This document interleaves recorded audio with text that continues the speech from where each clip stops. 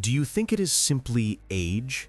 Do you think that after 35, occasional misfires in bed are the new normal, written off to stress, the mortgage, and fatigue? You are making a fatal error, and this error could cost you your male power, which you won't lose at 60, but as soon as tomorrow morning. Recently, a patient came to see me, a young man, 35 years old, in the prime of his life, or so it seemed, but in his eyes there was a fear known only to men who have lost the main attribute of their masculinity. He had a weak, unstable erection. He had seen all the top-tier urologists, donated liters of blood for tests, and taken courses of expensive drugs. The result was zero. The doctors threw up their hands. Hormones are normal, vessels are fine, you are healthy. But in bed, he was dead. During the anamnesis, he mentioned in passing, literally casually, a detail he considered insignificant. His lower back aches occasionally. That was the moment the puzzle came together. We ran diagnostics and saw what others had ignored. His problem was not in his penis. His problem was in a muscle that was choking the life out of his pelvis like a noose. Carl Jung, the great psychiatrist, introduced the concept of the shadow. The shadow is what we repress, what we do not want to notice. Jung said, until you make the unconscious conscious, it will direct your life, and you will call it fate. In this man's case, his back pain became his shadow. He ignored his back, and in revenge, his back took away his potency. And the scariest part is that statistically, 80% of men do not even suspect that their erection is being held hostage by their own lower back. Today, I will speak the harsh truth. I will not comfort you. I will show you the mechanism of this castration and give you 4 exercises capable of returning energy even to a dead pelvis. But before we start this rescue operation, I have one request. If you are ready to learn what they keep silent about in ordinary clinics, press the like button on this video. This will be your signal that you are ready to take responsibility. And if you are here for the first time and do not want to miss the final treatment protocol, subscribe right now. Ahead lies knowledge that changes lives. Let us immediately cast aside mysticism and look at the biomechanics of the process. What exactly kills an erection when the back hurts? The majority thinks that pain simply distracts. This is an amateur view. Everything is much scarier and more material. This is not psychology. This is the pure physics of pressure and blocked channels. The main culprit we will talk about is piriformis syndrome. The piriformis muscle is a small but treacherous piece of musculature hidden deep beneath your glutes.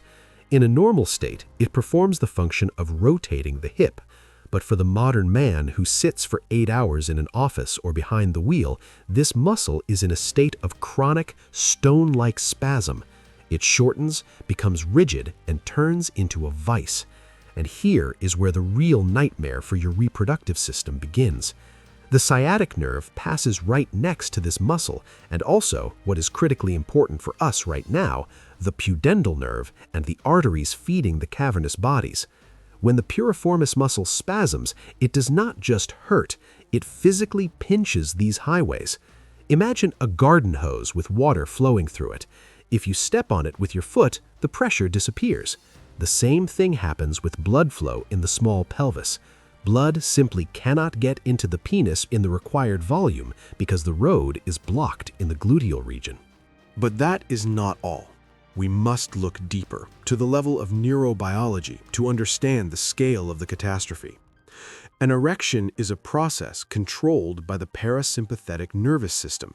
This is the system of rest, relaxation, and recovery. It is what gives the command for vessels to expand. But pain in the lower back, even background pain, even pain you have gotten used to and consider normal, is a danger signal for the brain. Your brain does not understand that you have simply been sitting in a chair too long. When your lower back is tight, ancient brain structures read this as a threat to life, as if your spine has been shattered. In response, the brain activates the sympathetic nervous system, the fight or flight mode. Cortisol and adrenaline are dumped into the blood.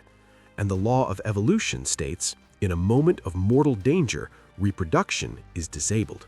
The organism saves life, not libido. Therefore, while your lower back screams for help, your brain keeps potency on the safety catch. It results in a double whammy. On one side, a mechanical blockade of vessels by a spasmed muscle. On the other side, a hormonal ban from the brain due to the pain signal. And you can drink stimulants as much as you like, trying to break through this wall, but until we remove the mechanical clamp, until we loosen the noose on the neck of your masculinity, no pill will give a long-term effect. You are fighting the consequence while the enemy sits in your back. And right now, before we move on to analyzing how psychology finishes off what physiology did not manage to kill, write in the comments, have you ever noticed a link between back pain and your desire?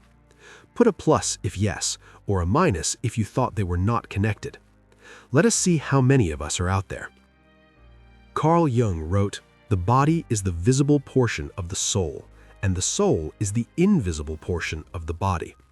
You cannot separate your erection from your head and from your fears. And what is happening with your lower back is not just osteochondrosis, as they will write in your medical chart. It is a materialized conflict frozen in your muscles. In depth psychology and body-oriented therapy, the pelvis is considered the alchemical crucible. It is the center of life force, aggression, and creation. But the modern man lives in a world of suppression. Remember your typical workday. The boss made you angry, a partner let you down, you got scared about money. What do? You do not hit, you do not run, you clench your teeth. And here is a fact that will turn your understanding of anatomy upside down. There is a direct myofascial connection between the chewing muscles and the muscles of the pelvic floor. By clenching your jaw from social aggression, you automatically, reflexively clench your anus and perineum. This is the law of muscle armor. You walk around with a stone face and a stone pelvis for years. Your potency ends up walled up in this tension. You try to get aroused in the evening, but your pelvis is still at war. It is still holding the defense against office problems. Jung called this being possessed by the shadow. Your unexpressed aggression goes into the body and strangles your sexuality. Moreover, in Psychosomatics, the lower back answers for support and financial safety. Pain in the lower back is often an unspoken fear. I won't make it. I can't handle the weight of responsibility. A man who fears losing his status unconsciously tenses his lower back, bracing for a blow. And this chronic fear, which you perhaps do not even admit to, creates what I call dead pelvis syndrome. You become impotent not because you are weak, but because your fear of life has paralyzed your pleasure center. Therefore, treating only the body is inefficient. If you do exercises but continue to clench your teeth and fear tomorrow, the spasm will return. We must unblock this energy. But to do this, first we need to understand who you are in this game. How deep has the pathology gone? Over years of practice, I have identified 3 types of men who come to me with this problem. This is not a medical diagnosis, it is a behavioral diagnosis. And I want you to gather the courage right now and look into this mirror. Which one is you? Type 1. The pharmacological zombie. This is the most common and most tragic type. His back hurts, but he silences the pain with painkillers. His erection fails, and instead of searching for the cause, he runs to the pharmacy for blue pills. He thinks he can cheat physiology with chemistry. He is like a driver who covers a burning check engine light with black tape and drives on. The problem with this approach is that while stimulants rape the exhausted system, the nerve continues to die under the pressure of the spasm. And one day, the pills simply will not work, and then total darkness will set in. Type 2. The Iron Stoic. This man is proud of himself. He endures pain. It will hurt for a bit and pass. I am not a wimp to complain. These are his mantras. He goes to the gym, pumps up his back with deadlifts thinking he's making himself better, but in reality he is driving the spasm even deeper. His masculinity becomes toxic to himself. He ignores the body's signals, considering them weakness, and the body punishes him in the cruelest way possible. It deprives him of the main male function. Stoicism is good for the spirit, but it is death for a tight pelvis. Type 3. The office embryo. This is a man who has turned into an armchair. His glutes have atrophied. They have forgotten how to contract. All day he sits in the fetal position in front of a monitor. Blood flow in the pelvis is not just disturbed, it is stopped. It is a swamp there. The stagnation of venous blood leads to tissues suffocating. He might not have acute pain, only a dull heaviness and a sluggish, rubbery erection. He is not sick in the usual sense, he is simply switched off from life. And now, the moment of truth. Right now, go down to the comments. No need to be shy, we are all on the same side here and we all have one goal. Write honestly, who are you? A zombie living on pills, a stoic enduring pain, or an embryo chained to a chair? Realizing your category is the first step out of the shadow. Write this word, it will be your act of admitting the problem. You can convince yourself as much as you like that you simply have big bones or old injuries, but the body never lies. Now we will conduct 2 harsh tests. This is not school PE. This is an interrogation of your nervous system under pressure. If you fail these tests, it means your potency is under threat of destruction right now. Test 1. The noose syndrome, piriformis muscle. This test will show if your glute is strangling your pudendal nerve. Lie on your back. The surface must be hard, the floor or a firm couch. Place one leg, bent at the knee, onto the thigh of the other leg. It looks like the pose men often sit in, crossing one leg over the other. Now, clasp your hands around the thigh of the bottom leg and start pulling the structure towards yourself. Slowly, no jerking. Listen to the sensations in the glute of the top leg. Light tension is normal, but if a sharp, searing pain pierces you, shooting deep into the pelvis, stop. This is not a stretch. This is the scream of a pinched nerve. Repeat on the other side. If there is a difference, if one side is stone-like and the other is not, congratulations, you have found your killer. It is exactly on this side that blood flow is blocked. Test 2. The ancestral bow, lumbar clamp. Now stand up, feet shoulder-width apart, knees straight as sticks. Bending them is forbidden. That is cheating. Your task is to slowly, vertebra by vertebra, bend down toward the floor. Ideally, you should lightly touch the floor with your fingers. This is the norm for a healthy male. If you can reach with your palms, you have excellent biomechanics. But what if you get stuck at knee level? If pain twists your lower back and you cannot go lower than your shins? This is a verdict. Your deep back muscles are spasmed, and most likely you have facet syndrome. Your back is a concrete slab pressing down on the pelvis from above, blocking any movement of energy and blood. You are wearing armor that is castrating you. And now listen to me carefully. If you failed even one of these tests, if you felt that specific pain, your erection will not recover by itself. You need a protocol. If you understand that the time has come, subscribe to the channel right now. The techniques I will give next you will not find in free brochures. This is high-level biomechanics adapted for home rescue. Subscribe and let us begin the resuscitation. We will not be doing exercises. We will be hacking the system. Every movement here is a neurobiological signal to the brain. The danger has passed. You can turn on the reproduction function. Do this strictly in this sequence. Ritual 1. The lower lock, half bridge. Goal: forced pumping of the cavernous bodies. Lie on your back, legs bent, feet firmly on the floor.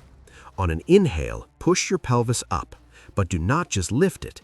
At the top point, you must squeeze your glutes as if trying to crack a nut between them. Tense everything: anus, perineum, lower abs. Hold this tension for 10 seconds. In this moment, you are creating colossal pressure, squeezing out stagnant venous blood. On the exhale, sharply drop the pelvis down and completely relax. This contrast of squeeze-relax restarts the vessel valves. 10 repetitions. Feel the pulsation. Ritual 2. Decompression, the crocodile. Goal: deactivating the fight or flight mode. Back on the floor, arms spread out like a cross. This is important. The chest must be open. We twist the spine. Knees fall to the left, head turns to the right, and vice versa. This is not a stretch. This twisting squeezes waste products out of the intervertebral discs and removes blocks from nerve roots. It is exactly this movement that flips the switch in your head from anxious sympathetic to relaxed parasympathetic. Do it slowly, like in slow motion, 10 times on each side. Ritual 3. Opening the shadow, reclined butterfly. Goal: removing the psychosomatic armor. Lying on your back, bring the soles of your feet together and let your knees fall to the sides. Place your hands on the inner surface of your thighs, but do not press hard. Just lie there. 30 seconds.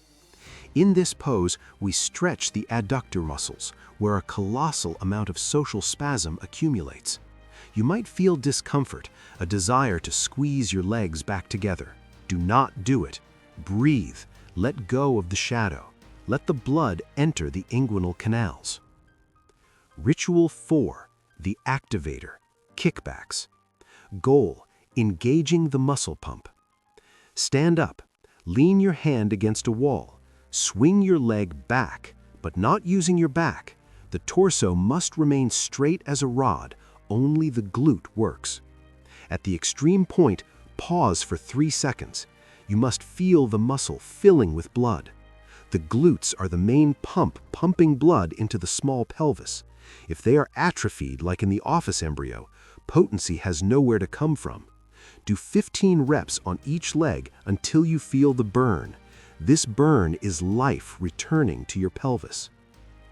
What you have learned right now is not just physical therapy. It is an act of reclaiming your right to male power. The pain in your lower back was just a signal, a red light you'd tried to smash with pills. Now you know how to fix the wiring. Carl Jung said, "Until you make the unconscious conscious, it will direct your life and you will call it fate." Do not call your impotence fate. Do not write it off to age. It is just a spasm that became your shadow. Bring it out into the light, stretch it, destroy it with movement, and your nature will take its course. I have given you the tools, diagnostics, understanding of the causes, and a protocol of action. Next, the choice is yours. Remain a zombie or become the master of your body. And now I have a question for our community.